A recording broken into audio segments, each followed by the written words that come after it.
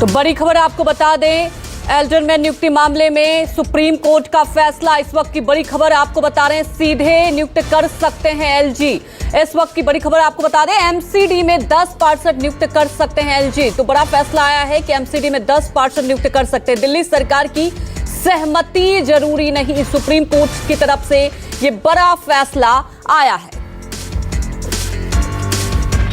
LG alderman सीधे नियुक्त कर सकते हैं, सुप्रीम कोर्ट की तरफ से ये फैसला आया है। वहीं एमसीडी में 10 पार्षद नियुक्त कर सकते हैं एलजी। तमाम जानकारी के साथ हमारे वरिष्ठ सहयोगी प्रभाकर मिश्रा फोन लाइन से जुड़ चुके हैं। प्रभाकर, अब ये फैसला आया है कि नियुक्ति कर सकते हैं सीधे एलजी, क्या एक कहा जा सकता है कि और ज्यादा पावर मिला है?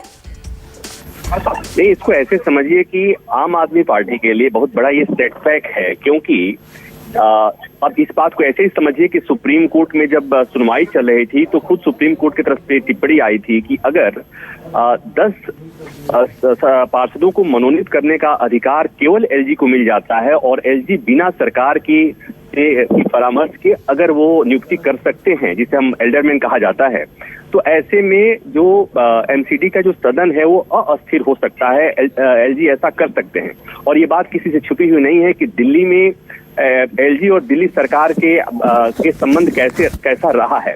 तो ये इसको ऐसे तो निश्चित तौर पर एक आम आदमी पार्टी के सरकार के लिए इसके लिए बहुत बड़ा सेटबैक है। और क्योंकि एमसीडी के सफल और सुचारू कार्यान्वयन के लिए ये जरूरी था कि सरकार की सहमति से ये नियुक्ति हो, लेकिन सुप्रीम कोर्ट ने जो ये फैसला दिया है तो सुप्रीम कोर्ट ने कहा कि 1993 का जो एक्ट है वो उपराज्यपाल को एक शक्ति देता है कि उपराज्यपाल जो 10 सदस्य मनोनीत करने हैं एमसीडी में, उसमें दिल्ली सरकार से उनको किसी सलाह की जरूरत नहीं है। लंबी सुनवाई चली थी और एक महत्वपूर्ण बात ये भी है कि करीब 14 महीना इस फैसले को सुप्रीम कोर्ट ने रिजर्व करके रखा था। अभी तक दिल्ली एमसीडी में स्टैंडिंग काउंसिल की नियुक्ति नहीं हो पाई है, बन नहीं पाया है, और जिसके चलते दिल्ली में अभी भी ये जो तमाम काम है, इंफ्रास्ट्रक्चर का काम है, वो डिले हो रहा था। तो अब सुप्रीम कोर्ट के फैसले के बाद से वो काम शुरू हो सकता है, उसकी नियुक्ति हो सकती है। लेकिन आम आदमी पार्टी और आम आदमी पार्टी सरकार के लिए सुप्रीम कोर्ट के इस फैसले से बहुत बड़ा सेटबैक लगा है। जी बिल्कुल प्रभाकर, हमारे साथ जुड़ने के लिए आपका शुक्रिया।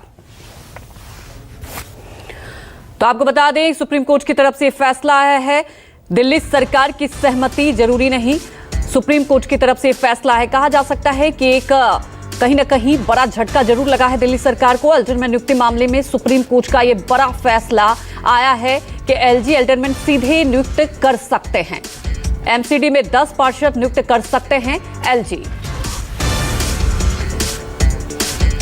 एलजी को ये पावर मिला है कि वो सीधे एल्डरमैन को नियुक्त कर सकते हैं। सुप्रीम कोर्ट की तरफ से ये बड़ा फैसला आया है।